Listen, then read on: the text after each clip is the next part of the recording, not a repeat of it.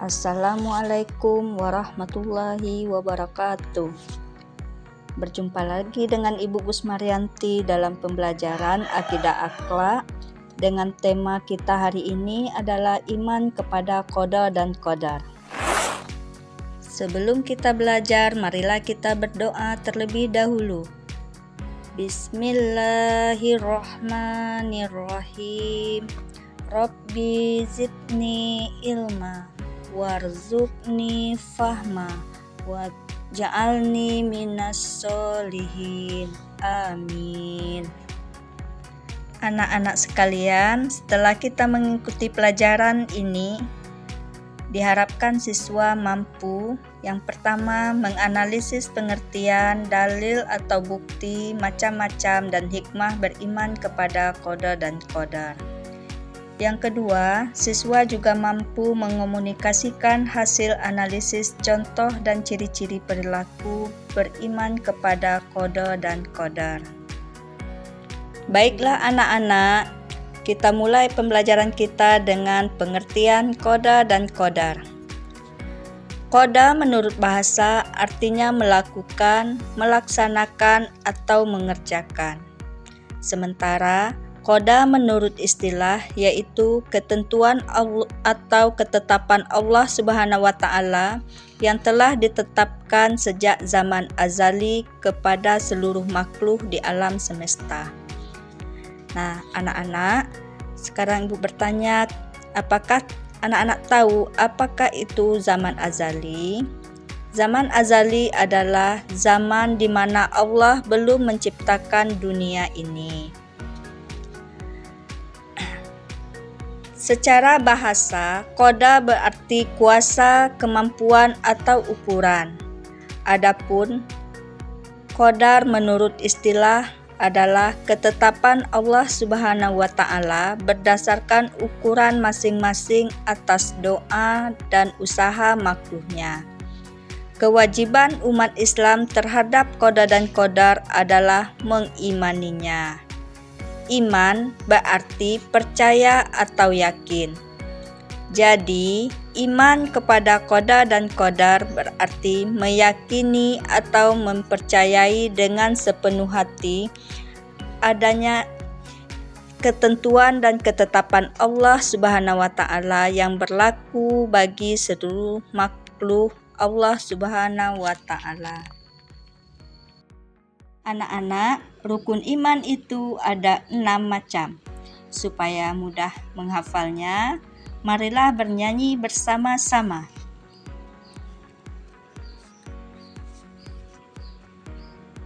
Rukun iman itu 6 perkara: percaya pada Allah juga malaikat, percaya pada kitab serta nabi rasul, percaya pada hari kiamat, juga qada dan qadar.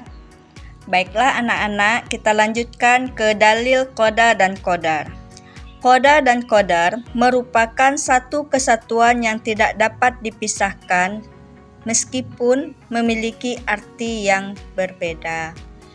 Allah berfirman dalam Al-Quran surat Al-Furqan ayat 2 yang artinya, yaitu zat yang miliknya lah kerajaan langit dan bumi. Dia tidak mempunyai anak dan tidak ada satu sekutu pun kekuasaannya. Dia telah menciptakan segala sesuatu lalu menetapkan ukuran-ukuran dengan tepat. Anak-anak, selanjutnya kita membahas macam-macam takdir. Secara umum, takdir Allah Subhanahu wa Ta'ala ada 2, yaitu takdir mu'allaq dan takdir mubram. Takdir mu'allaq adalah takdir Allah Subhanahu wa Ta'ala yang diterapkan tetapi dapat berubah sesuai kehendak Allah Subhanahu wa Ta'ala bergantung sikap dan perilaku manusia itu sendiri. Sementara takdir mubram adalah takdir Allah Subhanahu wa Ta'ala yang sudah ditetapkan dan tidak dapat diubah lagi oleh manusia walaupun ada ikhtiar dan doa. Selanjutnya, perilaku yang mencerminkan keimanan kepada qada dan qadar. Adapun perilaku yang mencerminkan beriman kepada qada dan qadar adalah sebagai berikut. 1. Melaksanakan usaha yang sungguh-sungguh untuk mencapai keberhasilan atau ikhtiar. 2.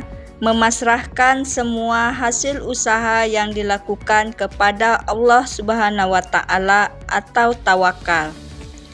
Yang ketiga, meyakini sepenuh hati bahwa Allah Subhanahu wa Ta'ala Maha mengetahui atas segala sesuatu. 4. Memiliki keyakinan terhadap Allah Subhanahu wa Ta'ala dan sesuatu yang telah dituliskan dan ditetapkannya di Lauhul Mahfuz. 5. Mempercayai jika Allah Subhanahu wa Ta'ala sudah menetapkan kehendak, maka segala sesuatu tidak dapat diganggu-gugat.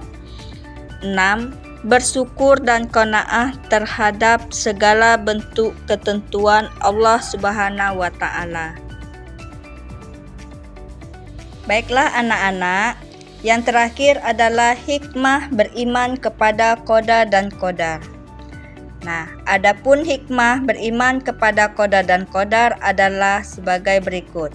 Yang pertama adalah melatih husnuzon kepada Allah Subhanahu wa Ta'ala. Yang kedua, melatih kesabaran atas takdir yang diberikan. Yang ketiga, terhindar dari sifat sombong. Telah waktunya kita menjawab soal. Ibu kasih waktu 3 detik untuk setiap soal. Nomor 1. Takdir yang berkaitan dengan takdir manusia adalah A. Mubram, B. Mu'alak, C. Samawi, D. Azali. 3, 2, 1. Soal nomor 2. Warna kulit seseorang menunjukkan takdir. A. Mu'alak, B. Mukalaf, C. Muwafaq, D. Mubram. 3, 2, 1. Soal ketiga. Sunatullah berlaku atas A. Hamba Allah Subhanahu wa Ta'ala terkasih. B. Semua makhluk Allah Subhanahu wa Ta'ala. C. Semua orang beriman. D. Orang kafir. 3, 2, 1. 4. Qada dan qadar telah ditetapkan Allah Subhanahu wa Ta'ala sebelum semua makhluk dan alam semesta ini. A. Dirancang. B. Dipersiapkan. C. Dikehendaki. D. Diciptakan. 3, 2, 1. Soal yang terakhir. Musibah gunung meletus merupakan contoh takdir. A. Mubram, B. Mu'alak, C. Umuri, D. Yaumi. 3, 2, 1. Baiklah anak-anak, pelajaran kita hari ini cukup sampai di sini ya. Ibu akhiri dengan wabillahi taufiq wal hidayah. Wassalamualaikum warahmatullahi wabarakatuh.